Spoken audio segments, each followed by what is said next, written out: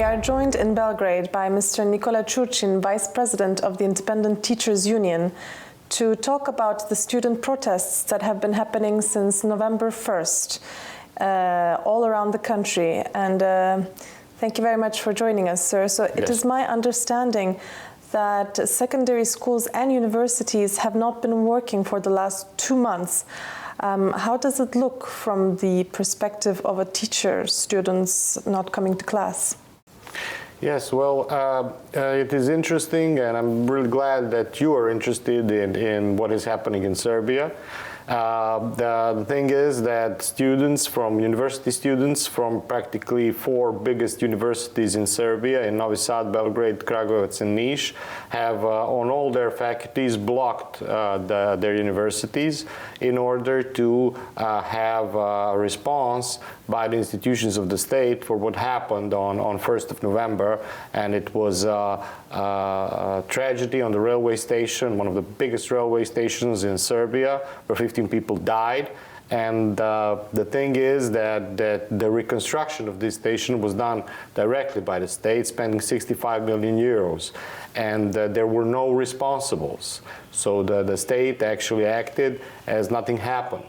And the reaction came after nothing happened for a couple of weeks. And students started protesting, faculty students, and then some people incited by the government officials have ran students by cars during these protests. And this invoked the huge process of blockades in all the universities and faculties. And now, in the past 1 month, a little more than 1 month, teachers have joined them.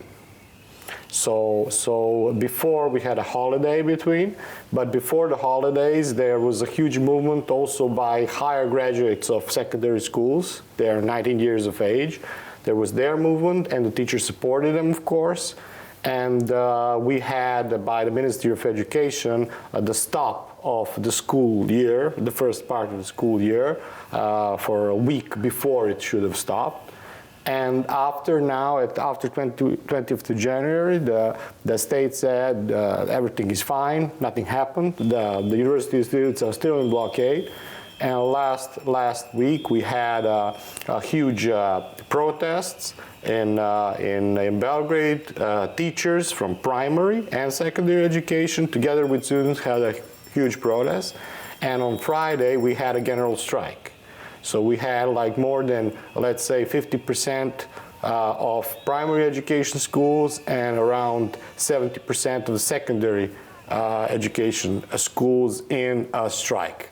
And I call it strike because it's easier in English language to explain this, because we actually don't have the right to strike in that way. We have a law that has been on from Milošević times in 1996, actually by the pretty much same people that are now governing our country, actually the same people. And this law forbids teachers from going to a non-working strike. So we are now trying through other laws to allow ourselves to strike. And why are these protests centered around students? How come students are leading them? Well, these students, these young people, they're born between 2000 and 2005, so they're 20 to 25 years of age, like 95% of them, have been hearing from us as their parents, you know, and that this society is corrupt for years, for decades. And I think what I feel is that they are saying that they don't want this. They want the rule of law, and they want to not live in a corrupt society, and they have decided to stand up, you know, for them, for their future, because they don't want to leave the country. They want to live in this country, and they want to make it a country where corruption and rule of law exist. Corruption doesn't exist, and the rule of law is for everybody, not just not to have people that can, you know, find ways around laws and become enormously rich, and then do even criminal things and do not be responsible. Do you mean that in the last 2 months there have been no classes happening in these schools, in these universities? They're very lively. You see, when we talk about the universities students are there, and they are, thinking and making these protests, and they're also there. Their teachers are with them, professors of universities. This is very interesting because they have the support of the vast majority of their professors from the university, and they together are at the places. So they're at faculties more than they ever have been. So they're there for, in shifts for 24 hours, and they are, finding ways to fight for their requests, And on the primary and secondary schools, this is an even more interesting thing. We have actually a huge cooperation between parents, students and teachers, because the ministry has been extremely repressive to us. And now the parents are coming to support us when we are oppressed by the ministry. So you have these communities are now growing very strong. So the children, are coming, parents are coming at certain times. There are even some, nice things going on. So this is not a strike for, let's say, better position in material way, in money, that usually the teachers' unions are usually fighting for their position. And here is different. We are actually supporting our former students. This is a very strong bond, you see, between the teachers and the current student. And it is my understanding also that in the 90s there were similar student protests. Were teachers on the side of students back then as well, as much as they are today? No, I don't think it's ever been this way, this strongly. We had during Milosevic times, we had some kind of protest like this, but never has the full academic community from higher education to primary education been so much together. Mm-hmm.